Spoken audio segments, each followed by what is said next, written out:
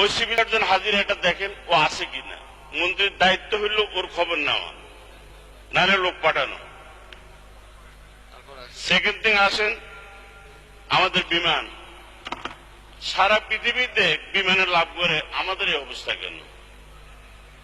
আমাদের এই অবস্থা কেন? এখন শুনতেছি নাকি ৬,০০০ কোটি টাকা দিয়ে বিমান পারচেজ করব। কি হয়েছে?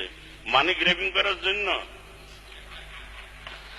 আগে সিস্টেম করেন, what to do, how to do, how to maintain this. প্রত্যেক বছর লস করুন আর ট্যাক্স দিয়ে যাবো, এটা তো হয় না। আমি তো লস করি না, আল্লাহ দিলে আমি তো আমার টাকার জায়গা তো দিচ্ছি, আমি তো লস করতেছি না, আমি পরিশ্রম করতেছি। পরিশ্রম করে ওয়ান আফটার ওয়ান আমি ইন্ডাস্ট্রি করছি। আমি একটা এক্সাম্পল দিচ্ছি, ডোন্ট থিঙ্ক আদারওয়াইজ। বিমানের কথা এখন আসেন, মুসলিম কান্ট্রি, নেইবার কান্ট্রি, এই যে আরব এমিরাত, তারা ম্যানেজমেন্ট হায়ার করছে। আমি বলছি আমরা ম্যানেজমেন্ট হায়ার করেন। ম্যানেজমেন্ট হায়ার করে 15 কোটি দেশের রাজধানী 50টা বিমান শুধু আসবে আর যাবে, আপনারা দেখবেন। ম্যানেজমেন্ট হায়ার করেন, হয় লন্ডন থেকে নেন, নয় আমেরিকার থেকে নেন। ওরা আরব এমিরাত যেরকম হায়ার করেছে সেভাবে হায়ার করেন, ম্যানেজমেন্ট হায়ারে দিয়ে দেন, কোনো অসুবিধা নেই, লাভ করবেন আপনারা। বিমান কিন্তু তো আমরা লস করতেছি, আমরা কি বুঝি বলেন না? এটা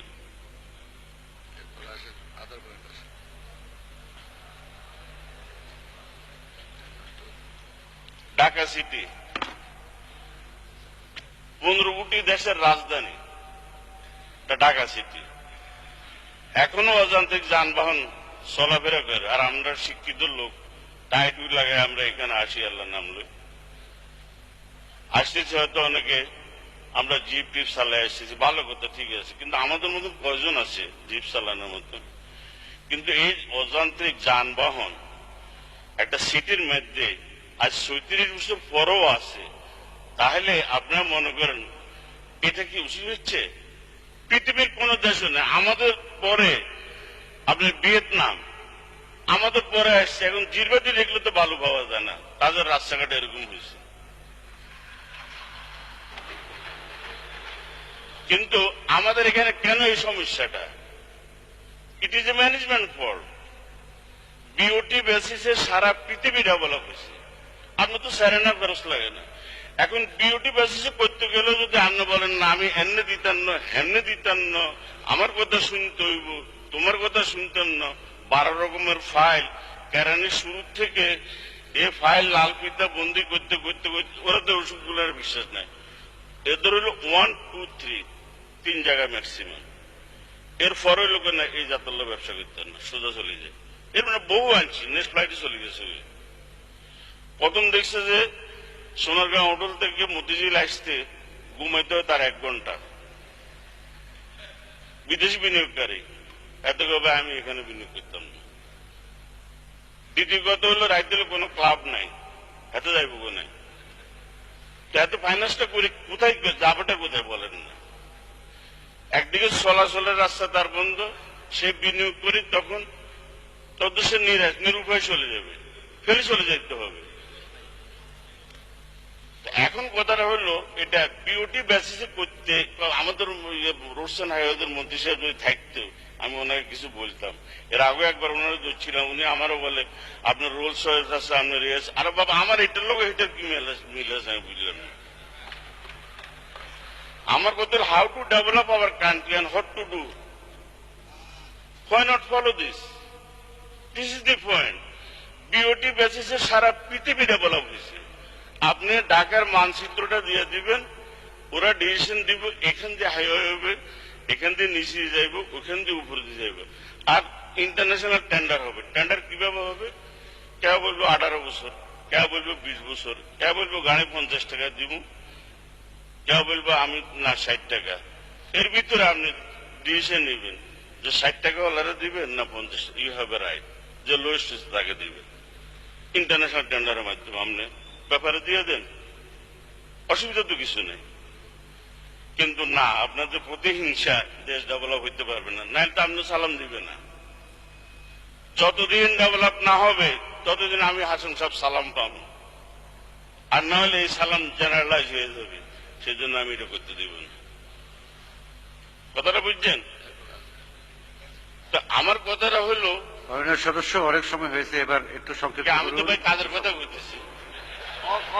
সময় দেওয়া হলে একটা সীমা আছে। অনেক বেশি সময় দেওয়া হয়েছে, আপনি একটু সংক্ষিপ্ত করুন। দেখেন, আমি কাজের জন্যই তো আসছি। আমি তো 2 ঘন্টা মাথা কামালে আমি লাখ লাখ টাকা রুজি করতে পারি, আমি কেন এখানে আসছি আপনি বলেন না। আমাকে বলতে দেন, বিওটি বেসিসে আমাদের দেশ ডেভেলপ করতে কোনো অসুবিধা নাই, সারা পৃথিবী এভাবে ডেভেলপ হয়েছে। You have to follow this, this is my first condition. আগে ক্যাবিনেটে যারা যান এই পয়েন্ট উঠাইতে হবে যে বিওটি বেসিসে অন্যান্য দেশ কিভাবে করছে আমরা তাতে করবো, সেভাবে করব। ক্যাবিনেটে আগে এটা পাস করেন। তৃতীয় কথা হইল হোয়াই নট ফলো মালয়েশিয়া।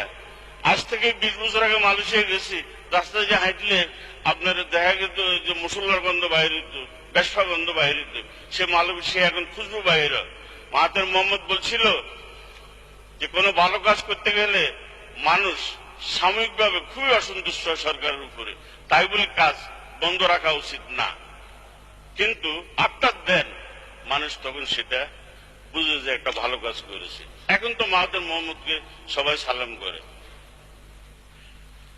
আমার দুঃখ হইল এটা, এই ব্যুরোক্রেটরা সারাটা জীবন তাদেরকে সালাম দেওয়ার জন্য আমাদেরকে এই দেশকে এই সর্বনাশ করে গেছে। আজকে আপনারা এখনো বুঝতে পারতেছেন না যে আপনারা এখনো ব্যুরোক্রেসির শিকার আছেন। আপনার সিস্টেমে যান না কেন? এত ফাইল হবে কেন? একবার ফাইল নিচের থেকে উপরে উঠবো, আবার নিচের থেকে উপরের থেকে আবার নিচে যাবে, এ যাইতে যাইতে আমার বয়স 10 বছর চলে যাবে। এই সিস্টেম কেন? এই সিস্টেমটা কেন? তাই সরি, আমি অনেক কথা বলে ফেলছি। এখন আমার কথা হলো, যদি বাজেট ভালো না হইতো তাহলে আওয়ামী লীগ তো নিচে হরতাল করত। বাজেট খুবই ভালো হয়েছে, এখন এদের বলার কিছু নাই। কিন্তু আমার কথা হলো, এই বাজেটকে ইমপ্লিমেন্টেশন করার জন্য আমাদের যে দায়িত্ব সেটা থাকা উচিত এবং এটা ফলো করা উচিত। This is my condition. Thank you. ধন্যবাদ মাননীয় সদস্য, আপনাকে অসংখ্য ধন্যবাদ। আমি এখন আহ্বান জানাচ্ছি মাননীয় সদস্য মেজর জেনারেল অবসরপ্রাপ্ত মাহমুদুল হাসান